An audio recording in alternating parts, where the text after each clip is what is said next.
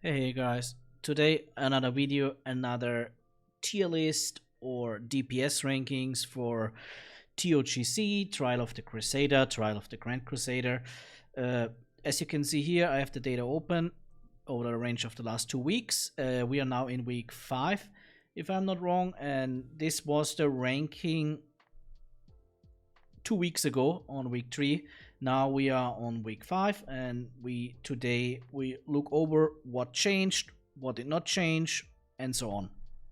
So first of all, I will start again on the bottom, and we have still, as you can see here, I don't put Gladiator Warrior, don't even have here a sign. We still have Frost Mage, Sub Rogue, and Beastmaster Hunter in F tier.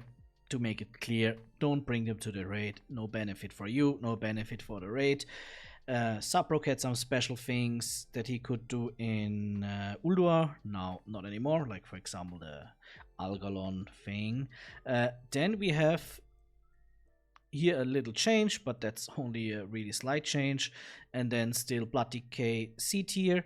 WotLK, many people said like, oh man, this is a very good DPS spec later on in the game. At the moment, I can say definitely no.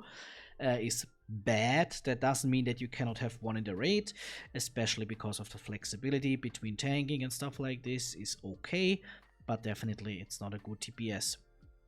Now I want to make clear we are coming now to the B tier, and the B tier is already pretty good DPS classes, pretty good DPS specs.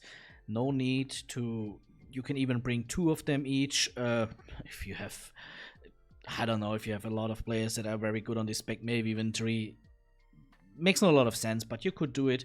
They are pretty strong already, so because the game is pretty good balanced, as you can see here now, everything is here very close together from Feral to Arcane Mage.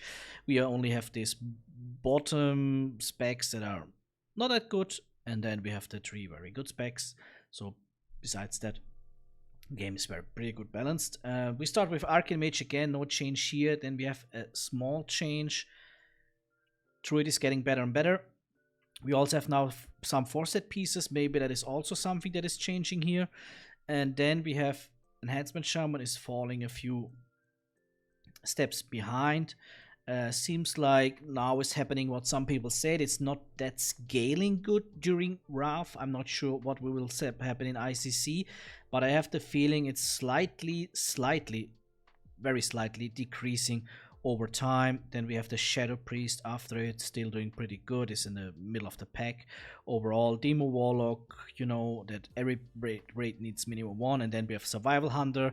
So overall, Hunter has no super good spec, but with Survival Hunter, definitely a pretty decent one. Also no problem to have 2 of them in the raid if you want to do it. No problem at all. And then we come to the biggest change over the time now, and what I mean is we will cut the S plus tier. We will only have an A and then an S tier. I guess we all know that the S tier is pretty clear with the 3 best specs, but let us go over the A tier. The A tier is starting with Elemental Shaman. Seems it's getting better and better. The more AoE fights helping. The fights are kind of short directly from the start of the tier, so also good for Elemental Shaman. Then we have the Fury Warrior. And then, maybe the biggest surprise, kind of on exactly the same spot, we have Combat Rogue, Retribution Paladin, and then the Assassination Rogue. I guess Rogue players are not loving it, but it is like it is. As you can see, between Assassination Rogue and Fury Warrior, there is barely a difference. And then we have the top 2 A specs. Frosty K and Feral, and then we coming to the S tier, which is also kind of pretty clear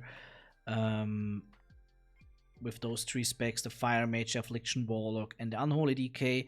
You could also switch here around with only damage to bosses, for example. That's changing here a little bit, it's changing here a little bit. Maybe that would be more important for you, as depending on the raid or where you're stuck at. I'm a little bit wondering because, to be honest, everything here is a boss fight or in TOGC, but maybe there are some things that are not counting to a boss fight. So if you look only for damage to bosses, you could argue that Assassination Rogue is still one of the top A spec, which it is also in my list. So the changes are only slightly. Arcane Mage is doing here a lot better, strangely.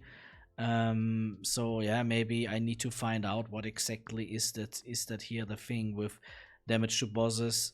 Damage overall in Ulduite was pretty clear. Here for me it's not that clear. I will definitely find it out for next week, but again I want to make clear S, A and B tier specs are all pretty good specs. You can have all of them in the raid.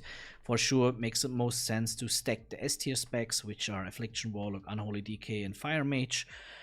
Other specs I would usually say maximum 2, but yeah, we have the biggest surprise for me is, surprise is now maybe not the right word anymore, but Retribution Paladin and Fury Warrior doing better and better. They are, like I said, now kind of tied to the other ones. As you can see here, now they fall a little bit down, but I really think that this is here making more sense, I have to be honest. So they are super tied to Rogue and the other A tier specs, so they are very good specs at the moment. I'm not sure if we will see the same later on in the tier.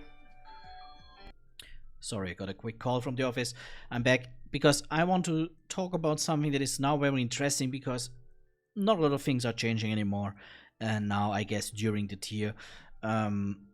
So what does it mean? I mean, for sure, Enhancement Shaman can swap with Balance Druid, you know, 1 or 2 plays is always possible, but I guess kind of the tiers, S tier is pretty far away from the A tier. The A tier is pretty settled down as well when we go back to the Elemental Shaman. Then we have a big B tier as well, C tier, so I think the tiers are settled down. There will be not big things happening anymore, but what is interesting, the number of parsers, as you can see. We have now a lot of Fire Mages, crazy. More is the most played spec at that moment. We have now also a lot of Feral Druids, nearly the same amount like as a Rogue or Combat Rogues. And then the other crazy thing is, we even have more Retribution Paladin parsers and also much more Fury Warrior parsers. So the classes that are good are getting played a lot. Boomkin seems is still one of the people's favor. So it's also here very visible that which are the specs that are good in the number of the parsers. The only little thing that is maybe different showing is Arcane Mage, very less parsers, even if it's good, I would say, but Fire Mage is so much better than it makes kind of no sense to play Arcane Mage. And kind of the same with Destruction Warlock. Every raid needs minimum 1 Demo Warlock, it's showing kind of here, and usually you have like 2 or 3 Affliction Warlocks, it's showing here. But yeah, so these are the only real 2 good specs that are barely played. All the other good specs, you could just read it out here on the number of parsers. That's it for this week. I guess we see us in 2 or 3 weeks again talking about this topic. Have fun in TOGC. Good loot. Bye bye.